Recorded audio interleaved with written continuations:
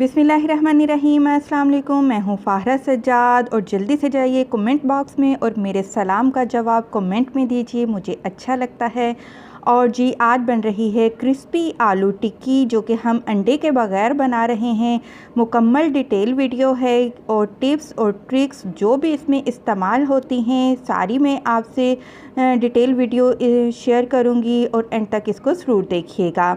और अभी तक अगर आपने मेरा चैनल सब्सक्राइब नहीं किया तो मेरे चैनल को जल्दी से सब्सक्राइब कर लें। और जी हमने यहाँ पर 3 पाव आलू लिए, उनको बॉयल कर लिया। अच्छी तरह से आपने इनको बॉयल कर लेना है। अक्सर मेरी बहनों को शिकायत रहती है, कमेंट करके पूछती हैं, जो हम आलू उबालते हैं, इसकी टिक्की बनाते हैं तो वो आलू नरम होते हैं, टिक्की टूट जाती है। तो जी सबसे पहली बात तो ये कि आपने जो आलू को मैश करना है वो ना तो आपने इमाम दस्ते में करना है। इमाम दस्ता जिसको आम ज़ुबान में आप लंगरी बोलते हैं या दोरी डंडा बोलते हैं, उसमें आपने इसको मैश नहीं करना। आपने या तो हाथों से मैश करना है या फिर पोटैटो मैशर का इस्तेमाल करना है। दूसरी ये गलती होती है कि गरम गरम आलू में आप मसाले डाल देते हैं जिसकी वजह से जो आलू है वो नरम पड़ जाते हैं।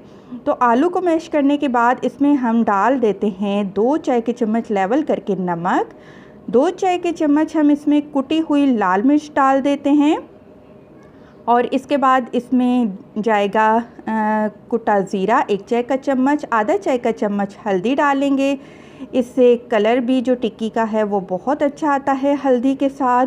और इस पे पुदीना के थोड़े से पत्ते डाल देंगे बारीक काट कर, थोड़ा सा हरा धनिया और 4 आपने हरी मिर्चें बारीक काट कर वो डाल देनी है। और जी क्रिस्पी आलू टिक्की बनाने के लिए इसमें लाजमी आपने चावल का आटा डालना है। 2 चम्मच खाने के भर कर मैंने आटा डाल दिया है चावल का। इसी से बाइंडिंग भी होगी और इसी से आपकी जो टिक्की है वो क्रिस्पी होगी। तो ये है वो सीक्रेट चीज़ जिससे आपकी बिल्कुल परफेक्ट आलू की टिक्की क्रिस्पी बनेगी। और ये है जी ब्रेड क्रम्ब, आधा कप आपने ब्रेड क्रम्ब बना लेना है। और जी मुझे थोड़ा सा आटा कम लग रहा था चावल का, तो टोटल हो गए 3 टेबल स्पून चावल का आटा, आधा कप आपने ब्रेड क्रम्ब डाल देने हैं। और परफेक्ट हमारा ये बैटर बनकर बिल्कुल रेडी हो चुका है।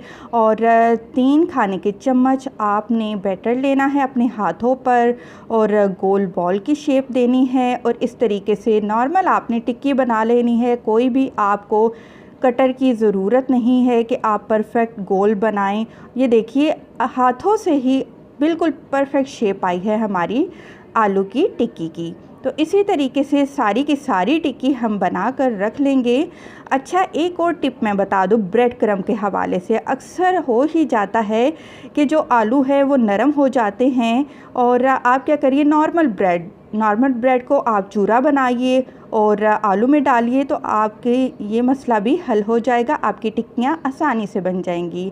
और टिक्कियाँ बनाने के बाद ये जो फाइनल टिप है वो है आपने इसको 15 मिनट के लिए लाजमी फ्रिज में रखना है और फिर आपने इनको फ्राई करना है। फ्राई करने के लिए आपने इनको डीप फ्राई हरगिज़ नहीं करना क्योंकि हमने इनके ऊपर अंडे से कोटिंग नहीं की है।